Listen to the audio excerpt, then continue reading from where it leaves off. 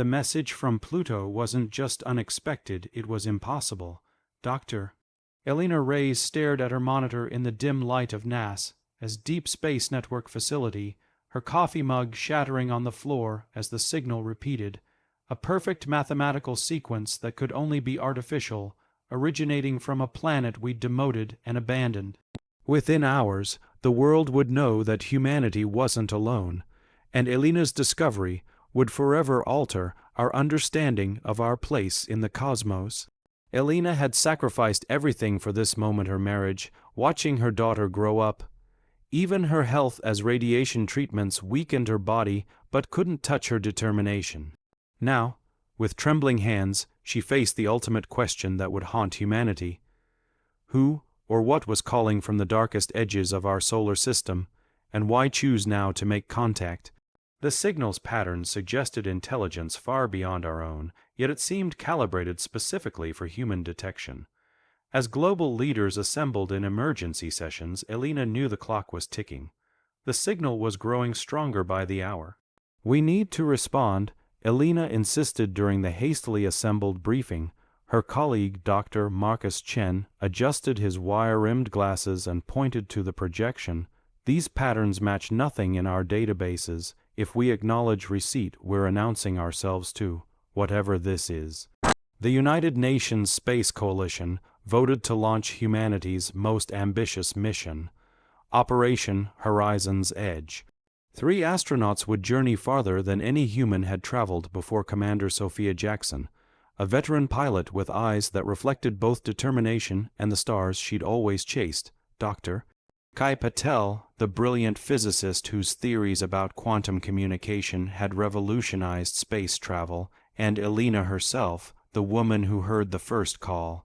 As the experimental vessel Prometheus prepared for launch, Elena received a video call from her daughter Maya. "Mom, I found Dad's old letters," Maya said, her voice catching. "He never stopped loving you, even after you chose the stars over us." Elena touched the screen, the distance between them measured not just in miles but in years of absence.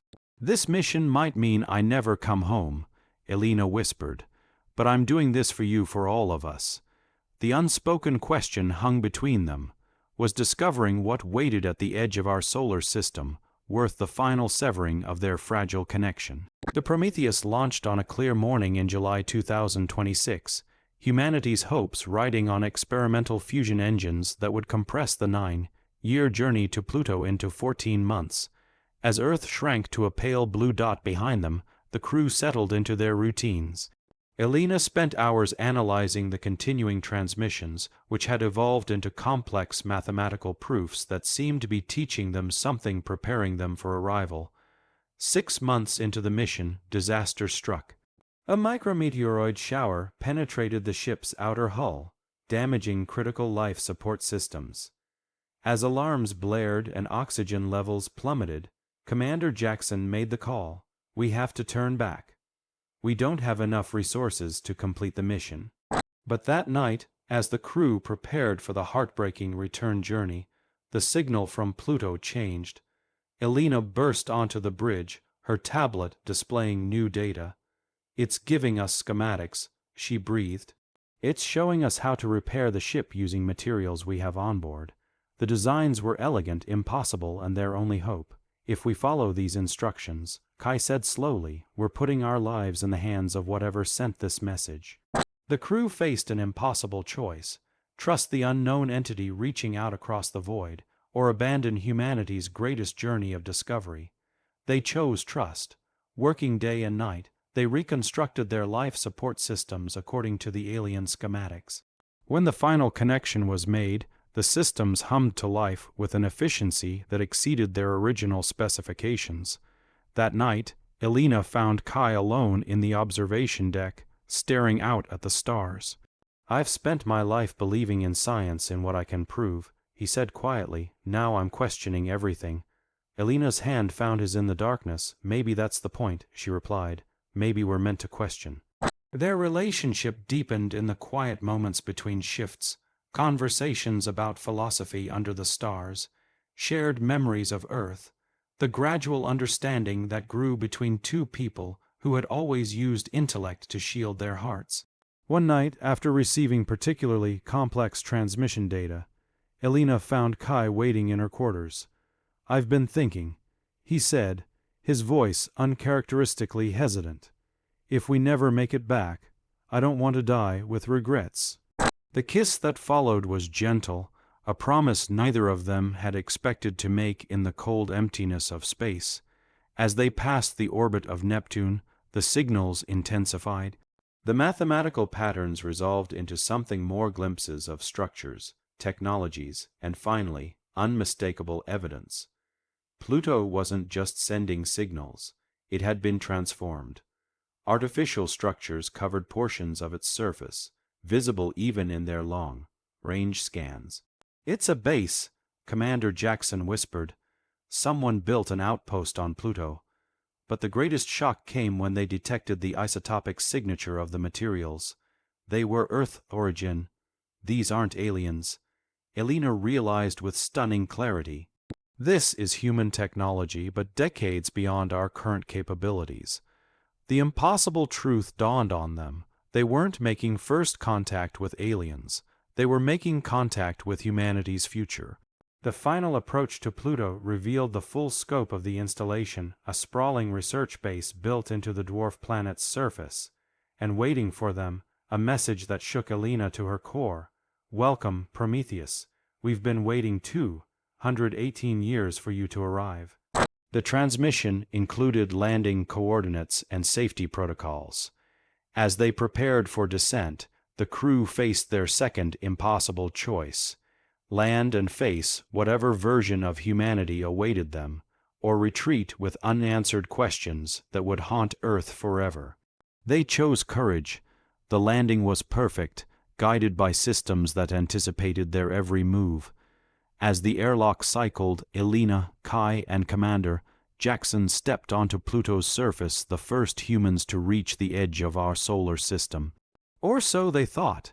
Inside the base, they found no living humans but an advanced artificial intelligence named Aurora, created by a human colony that had established itself on Pluto using experimental time dilation technology. "Your journey was always part of our history," Aurora explained. "Your arrival today ensures humanity's survival tomorrow." The AI revealed the devastating truth. Earth would face a near-extinction event in 2047, and only the technology developed here, at the edge of our solar system, would save our species. The Prometheus crew hadn't been summoned to make a discovery, they had been summoned to complete a temporal loop that would preserve humanity's future. As Aurora transferred the critical technological blueprints to their systems, Elena made a personal discovery that broke her heart open. Among the historical records was an image of Maya, her daughter, as an old woman, leading the scientific team that developed the time dilation technology. "She followed in your footsteps," Aurora said gently. "Your journey inspired her to save humanity. She spent her life ensuring you would receive our signal. The return journey to Earth carried more than revolutionary technology. It carried a message about humanity's resilience and interconnectedness across time itself."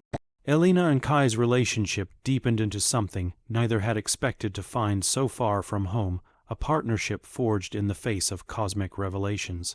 "When we get back," Kai said one night, holding her close in the observation deck as Earth grew from a distant point to a blue marble, "I want to meet Maya." The Prometheus returned to a hero's welcome in December 2027, bearing technologies that would transform human civilization and prepare us for challenges we hadn't yet imagined. Elena's reunion with Maya was broadcast worldwide, a symbol of the personal sacrifices made in humanity's greatest journey. "I missed so much of your life," Elena whispered as they embraced, "but now we have a future, all of us." The technologies from Pluto accelerated human development beyond all expectations. Clean energy, advanced medicine, and sustainable food systems spread across the globe. Nations that had once competed now collaborated on implementing the blueprints for humanity's survival. And at the heart of it all was the most profound discovery. we had saved ourselves.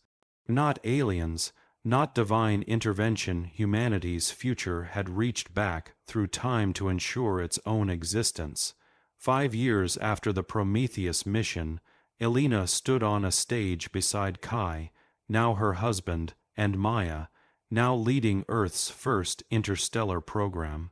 As she addressed the graduating class of the International Space Academy, Elena's words carried the weight of someone who had seen humanity's future and returned to help shape it. We journeyed to the edge of our solar system expecting to find the unknown, only to discover ourselves, our potential, our resilience, our capacity to transcend time itself to ensure our survival. The journey to Pluto had changed everything, not just technology and science, but how humanity saw itself in the cosmos. If this story of hope, discovery, and humanity's enduring spirit across time touched something in you, share it with others who need to be reminded that our greatest adventures and our salvation may come from the most unexpected places, even from the edge of our own solar system.